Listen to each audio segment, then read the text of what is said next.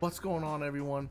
We are less than 1 month away from Marvel Spider-Man 2, and recently we have been treated with so much information, whether it be from Insomniac themselves or the content creators that were able to play a part of the game early.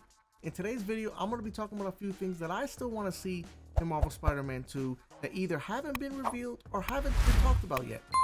Now, I'm pretty confident that some, if not all of these things in this list will be addressed in some way, shape, or form, but these are just things that I'm looking for. Let me know what you guys are looking for in the comment section down below.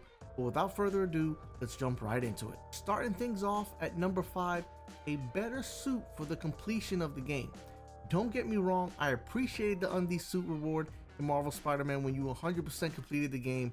It definitely gave me a good laugh, but I know Insomniac, we can do better. When Spider-Man 2 swings around, I'm truly hoping for an epic suit at the end that just adds that cherry on top when you finally 100% the game. One of the things they could do might not be the biggest, idea, but one of the things they could do, they could make that final suit a fan favorite suit that everyone's been wanting in the game, which would make that reward so much better once they obtain it. Taking the number 4 spot for me, a new way to approach the collectibles. The collectibles in Marvel Spider-Man and Spider-Man Miles Morales were given praise for feeling personal. Like every time you got Peter's old backpack, it would reveal stories from his past. But with Marvel Spider-Man 2, you got both Peter and Miles. So I got a feeling that Insomniac should rework the collectibles just a bit. Having collectibles tied to one of the Spider-Men could feel odd at times if you're playing the other one. A possible way they could get around this is if you have the collectibles referencing a shared experience between the two heroes. That way, no matter who you're playing as, when you find one, the collectible will feel connected to both characters. They could also use the collectibles in the game as a way to bridge the gap between Spider-Man Miles Morales and Marvel Spider-Man 2. Now entering the top 3, coming in at number 3, this one might be a little bit of a hot take, but hear me out on this one. Fewer main villains in the actual story.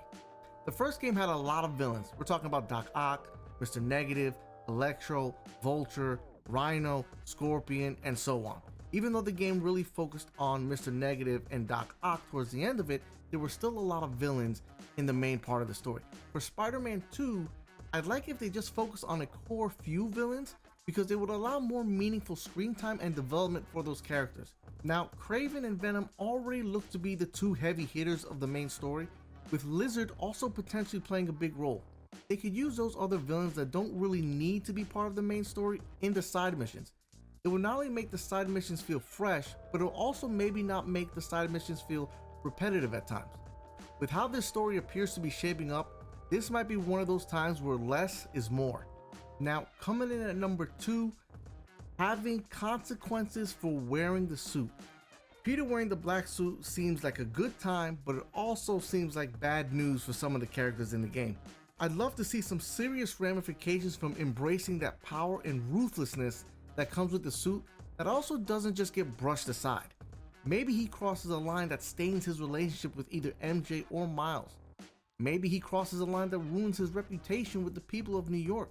I feel like having something like that would add layers to the game and the story, and they could also use those consequences as a story beat in maybe a future DLC or a future Spider-Man game. Now, coming in at number 1, which I'm 100% positive that Insomniac's going to take care of, but is the backstory to the symbiote.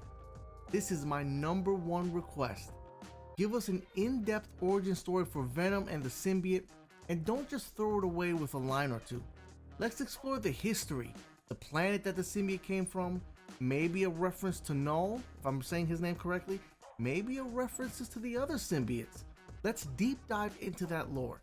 The symbiote is a big part of Spider-Man in my opinion. It spawned one of Spider-Man's greatest villains, greatest foes. So I feel like a proper backstory should take place for one of the most important times in Spider-Man's career. A way they could go about doing this is by taking a page from the Spider-Man the Animated Series cartoon from the 90s. In the show, when Venom finally appears, while he's fighting Spider-Man, he explains a brief history about himself, where he's been, things that he's witnessed, and what his main goal as a symbiote is in the show. But like I said, I have no doubt that Insomniac will give us a proper backstory to the symbiote, but this right here is my number 1 request. This is my number 1 thing that I want to see in Marvel Spider-Man 2. But there you have it, those are the 5 things that I want to see in Marvel Spider-Man 2. Now I'm kicking it to you guys. Let me know your thoughts and hopes for this game in the comment section down below. If you guys enjoyed this video, do me a favor, hit that like button for me. Let's see if we get this video to 15 likes. Also, if you're new to the channel, don't forget to hit that subscribe button. We will be covering all superhero games and more on this channel. Plus, once we reach 500, we'll be doing a giveaway. So thanks for taking the time to watch today's video. Until next time, stay safe, have fun, and I'll catch all of you on the next one.